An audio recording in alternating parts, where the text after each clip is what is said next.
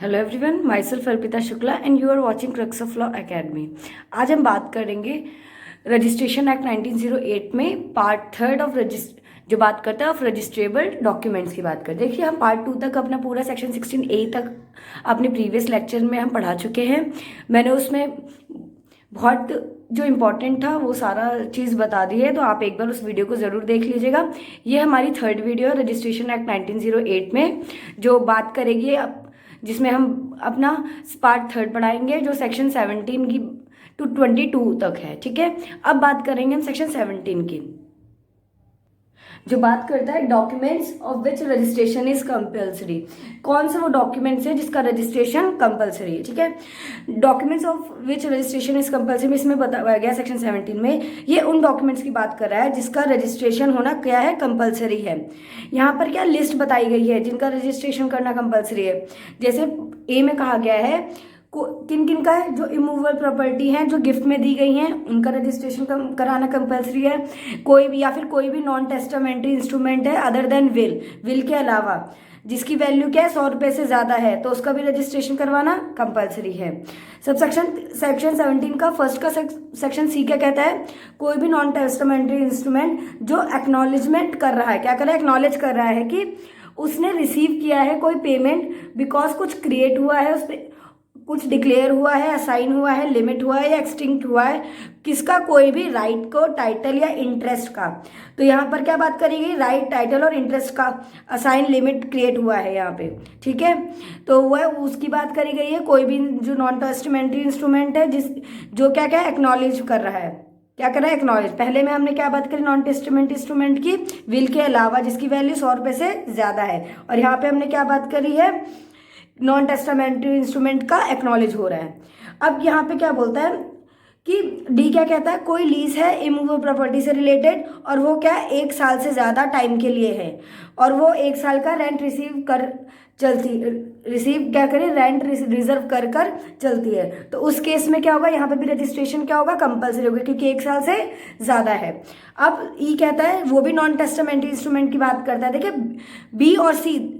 B C और ई तीनों क्या बात कर रहे हैं, नॉन टेस्टामेंट्री इंस्ट्रूमेंट की बात करी। इसमें कहा गया है कि नॉन टेस्टामेंट्री इंस्ट्रूमेंट ट्रांसफर या असाइन कर रहे हैं जो किसी डिक्री या ऑर्डर से रिलेटेड है। किससे रिलेटेड है नॉन टेस्टामेंट्री इंस्ट्रूमेंट, किसी डिक्री या ऑर्डर से रिलेटेड है, उसका क्या हो रहा है, ट्रांसफर हो रहा है। और इसमें ये भी बात हो रही है कि जो उसकी वैल्यू होगी 100 रुपये से ज़्यादा है, वो भी इमूवेबल प्रॉपर्टी है, उसे रजिस्ट्रेशन कराना है। ठीक है, अब प्रोविजो क्या कहता है, जो स्टेट गवर्नमेंट के पास पावर है वो एग्जाम्प्ट भी कर सकता है इस सब सेक्शन के ऑपरेशन का किसी लीज के ऊपर जो एक्सरसाइज हो रही है यहाँ पे किसी डिस्ट्रिक्ट या उस डिस्ट्रिक्ट के पार्ट में, और कितने टर्म के लिए है, जो वो 5 साल से ज़्यादा एक्सीड नहीं होनी चाहिए। और क्या होगा, एनुअल रेंट क्या होगा इसका, 50 से ज़्यादा रिजर्व नहीं होना चाहिए। कितना होगा, जो 5 साल से क्या होगा, एक्सीड नहीं होनी चाहिए, और जिसका एनुअल रेंट क्या है 50 रुपये से ज़्यादा रिजर्व नहीं होना चाहिए। अब बात करते हैं फर्स्ट 1A की। इसमें कहा गया है अगर कोई डॉक्यूमेंट है जो कॉन्ट्रैक्ट है और वो कॉन्ट्रैक्ट का कंसिडरेशन के लिए हमने वो भी इमूवेबल प्रॉपर्टी से रिलेटेड है, वो जो कॉन्ट्रैक्ट है। ठीक है, हमने कोई इमूवेबल प्रॉपर्टी खरीदी है, उसको खरीदी हमने कंसिडरेशन में, तो क्या करा जाएगा, उस इमूवेबल प्रॉपर्टी से रिलेटेड जो ट्रांजैक्शन में पैसे देकर ट्रांजैक्शन हमने करा है, क्या है, तो वो किस पर्पस के लिए किया है, हमने सेक्शन 53A ऑफ TPA के पर्पस के लिए किया है। ठीक है, जो बात क्या कर रहा है, जो बात कर रहा है पार्ट परफॉर्मेंस की। हमने देखा सेक्शन 53A कहाँ बात करते हैं, ट्रांसफर ऑफ प्रॉपर्टी एक्ट में बात करी है, और वो क्या बात करता है 53A पार्ट परफॉर्मेंस के लिए बात कर रहा है। ठीक है, तो इसमें क्या जो बात क्या कर रहा है, पार्ट परफॉर्मेंस के लिए, तो हमें ऐसा इंस्ट्रूमेंट को रजिस्टर कराना पड़ेगा। और क्या है, अगर रजिस्ट्रेशन एक्ट कमेंस हो गया है और उससे अदर रिलेटेड एक्ट, तो उसके अंदर क्या कर रहे हैं, रजिस्ट्रेशन करवाना कंपलसरी है। और अगर रजिस्ट्रेशन नहीं करवाया तो इसका क्या होगा, सेक्शन 53 के पर्पज से कोई भी इफेक्ट में नहीं हो पाएगा। अब बात करते हैं 2 की, क्लॉज बी और सी। हमारा क्लॉज बी और सी क्या बात करता था, दोनों ही क्या बात कर रहे हैं, नॉन टेस्टामेंट्री इंस्ट्रूमेंट की बात कर रहा है। क्लॉज बी और सी किसका, सबसेक्शन 1 का अप्लाई नहीं हो रहा। कहाँ नहीं होगा, जहाँ पे कोई भी कॉम्पोजिशन डीड पर अप्लाई नहीं होगा क्लॉज बी और सी सबसेक्शन 1 का, या ऐसे इंस्ट्रूमेंट पर जो रिलेट करता है शेयर से किसी जॉइंट स्टॉक कंपनी में, और उसके बावजूद जो कंपनी के एसेट्स हैं वो क्या होगा, वो वो कंसिस्ट कर रहा है होल में या पार्ट में, किसका, इमूवेबल प्रॉपर्टी से रिलेटेड। ठीक है, क्या बोला गया इसमें, यहाँ पे ऐसा कोई इंस्ट्रूमेंट है, इंस्ट्रूमेंट पर जो सबसेक्शन 1 का क्लॉज बी और सी जो है ना वहाँ पे अप्लाई नहीं होगा, जहाँ पे किसी ऐसे इंस्ट्रूमेंट पर की बात करी जा रही है जो रिलेट करता है किसी शेयर्स के से किसी जॉइंट स्टॉक कंपनी में, किसी जॉइंट स्टॉक कंपनी के शेयर्स की बात हो रही है यहाँ पे। इसके बावजूद जो कंपनी के एसेट है वो क्या कंसिस्ट कर रहे हैं, होल में या पार्ट में इमूवेबल प्रॉपर्टी से रिलेटेड। ठीक है, अब सबसेक्शन इसका 3 क्या कहता है, 2 का, कोई भी डिबेंचर, कोई की बात हो रही है यहाँ पे, क्या मतलब किसी भी डिबेंचर की बात हो रही है। यहाँ पे क्या कहा गया है, कोई कंपनी जिसने डिबेंचर इशू करे हैं, क्या करा है, डिबेंचर इशू करा है, वो क्रिएट नहीं कर रहा है, क्या नहीं कर रहा है, डिक्लेयर नहीं कर रहा है, असाइन नहीं कर रहा है, लिमिट नहीं कर रहा और एक्सटिंग्विश नहीं कर रहा है किसी भी राइट को, टाइटल को और इंटरेस्ट को, किसका, किसी भी इमूवेबल प्रॉपर्टी में, तो वहां पे भी क्लॉज बी और सी अप्लाई नहीं होगा। और 4 में कहा गया है, कोई इंडोर्समेंट में होगा या कोई ट्रांसफर किसी डिबेंचर का जो इश्यू हुआ है किसी भी कंपनी के द्वारा, तो उस केस में भी सबसेक्शन 1 का क्लॉज बी और सी एप्लीकेबल नहीं होगा। और 5th में कहा गया है सबसेक्शन 1A में जो डॉक्यूमेंट दिए हैं उसको छोड़कर कोई भी डॉक्यूमेंट जो 1A में नहीं है, जो इटसेल्फ डिक्लेयर क्रिएट कर रहे हैं, साइन कर रहे हैं, लिमिट कर रहा है और एक्सटिंग्विश नहीं कर रहा, कोई भी किसकी राइट को, टाइटल को या इंटरेस्ट को, जिसकी वैल्यू क्या 100 या 100 से ज़्यादा है, तो उस केस में भी क्या नहीं आएगा, क्लॉज बी और सी एप्लीकेबल नहीं होगा। और कोई 6 क्या कहता है, कोई भी डिक्री या ऑर्डर कोर्ट का ऐसी डिक्री या ऑर्डर को छोड़कर जो एक्सप्रेस किया जाता है, मेड किया जाता है किसी कॉम्प्रोमाइज में या compromising immovable property other than किसी सब्जेक्ट मैटर ऑफ सिविल, जो सब्जेक्ट मैटर ऑफ सूट से है। ठीक है, उसमें क्या नहीं होगा, कोई भी डिक्री या ऑर्डर जो कोर्ट की आई है, ऐसी डिक्री और ऑर्डर को छोड़कर जो एक्सप्रेस किया जाता है, मेड किया जाता है किसी कॉम्प्रोमाइज में या compromising immovable property other than के अलावा किसी सब्जेक्ट मैटर ऑफ सूट से, वहां पे भी क्लॉज बी और क्लॉज सी सबसेक्शन 1 का एप्लीकेबल नहीं होगा। 7 में क्या कहा है, कोई भी ग्रांट इमूवेबल प्रॉपर्टी से रिलेटेड जो गवर्नमेंट दे रही है, कौन दे रही है, गवर्नमेंट दे रही है, इन सब में क्लॉज बी सी एप्लीकेबल नहीं होगा। ठीक है, जो नॉन टेस्टामेंट इंस्ट्रूमेंट से रिलेटेड बोल रहा था। अब क्लॉज 8 क्या कहता है, कोई भी इंस्ट्रूमेंट ऑफ पार्टीशन जो रेवेन्यू ऑफिसर के द्वारा बनाया गया है, वहां पे क्लॉज बी और सी सबसेक्शन उनका एप्लीकेबल नहीं होगा। 9 में क्या कहा गया है कि कोई भी ऑर्डर जो ग्रांट कर रहा है लोन कोलैटरल सिक्योरिटी से रिलेटेड, कोई ऑर्डर है जो क्या कर रहा है, लोन को ग्रांट कर रहा है लोन को कोलैटरल सिक्योरिटी से रिलेटेड, तो उसमें किसके अंदर, इंप्रूवमेंट एक्ट 1871 के अंदर, तो उस केस में भी क्लॉज बी और सी एप्लीकेबल नहीं होगा। कब एप्लीकेबल नहीं होगा, सबसेक्शन 1 में, क्लॉज बी और सी के, सॉरी सबसेक्शन 1 के क्लॉज बी और सी में। ठीक है, अब बात करता है 10 कहता है कोई ऑर्डर जो ग्रांट कर रहा है loan under agriculturist loan act के अंदर, तो वहां पे भी क्लॉज बी और सी एप्लीकेबल नहीं होगा। और यहाँ पे कहा गया है 11 पॉइंट में कि कोई ऑर्डर जो चैरिटेबल इंडोमेंट एक्ट के अंदर बना हुआ है, जो क्या करता है, ट्रेजर ऑफ चैरिटेबल इंडोमेंट की प्रॉपर्टी वेस्ट करता है, तो उस केस में क्या होगा, कोई भी क्लॉज बी और सी सबसेक्शन 1 का एप्लीकेबल नहीं होगा।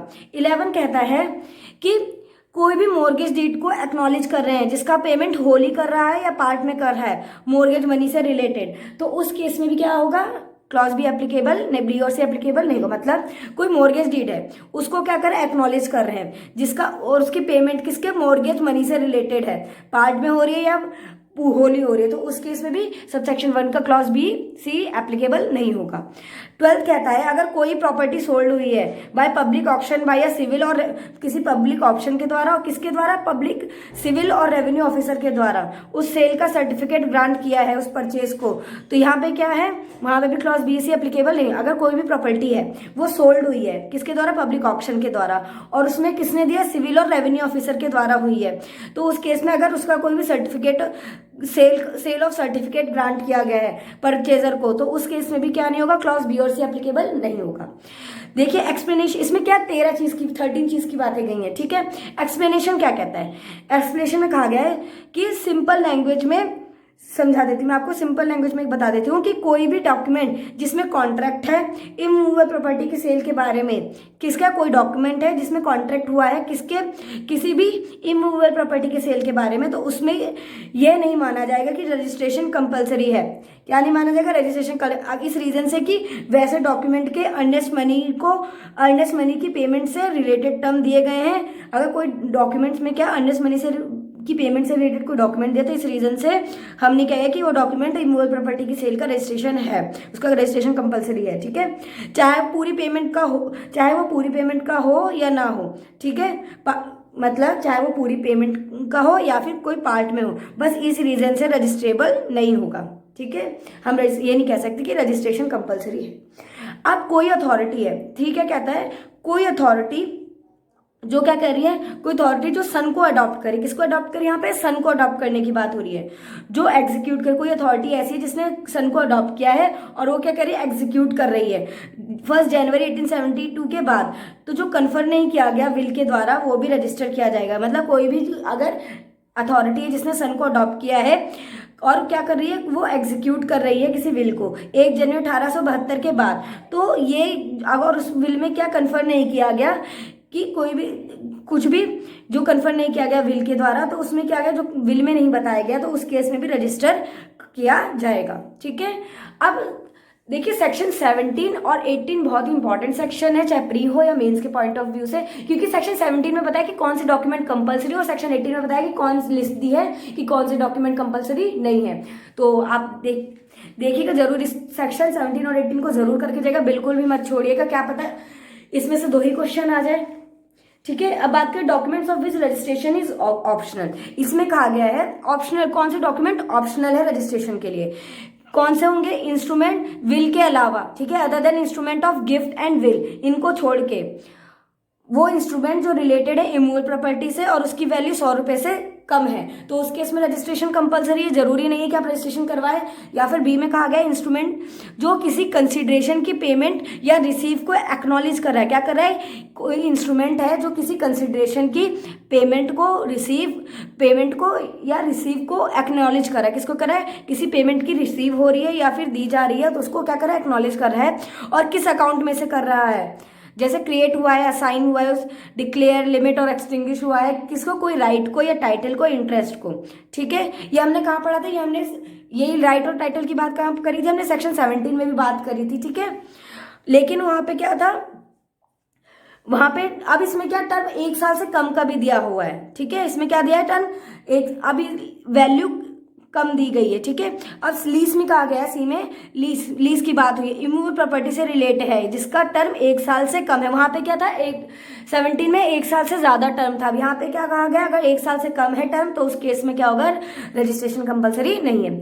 सी क्या कहता है, क्लॉज सी इंस्ट्रूमेंट जो ट्रांसफर या असाइन कर रहा है, कोई डिग्री क्या कर रहा है, कोई इंस्ट्रूमेंट है जो ट्रांसफर कर रहा है या असाइन कर रहा है किसको, कोई डिग्री या ऑर्डर, कोर्ट का अवार्ड को, और वो डिग्री, ऑर्डर या अवार्ड ऑपरेट करता है, क्रिएट कर रहा है, डिक्लेयर कर रहा है, असाइन कर रहा है, लिमिट कर रहा है, एक्सटिंग्विश करता है किस, प्रेजेंट या फ्यूचर में। ठीक है, वो जो ऑपरेशन है, ऑर्डर या डिग्री, वो क्या कर, डिक्लेयर कर रहा है या साइन कर रहा है, लिमिट कर रहा है, किसी भी एक्सटिंग्विश करता है किसी प्रेजेंट या फ्यूचर में किसी राइट को, टाइटल को या इंटरेस्ट को, चाहे वो वेस्टेड हो या कॉन्टिंजेंट हो, तो उसकी वैल्यू क्या हो, और तो उस केस में क्या होगा, रजिस्ट्रेशन कंपलसरी नहीं होगा।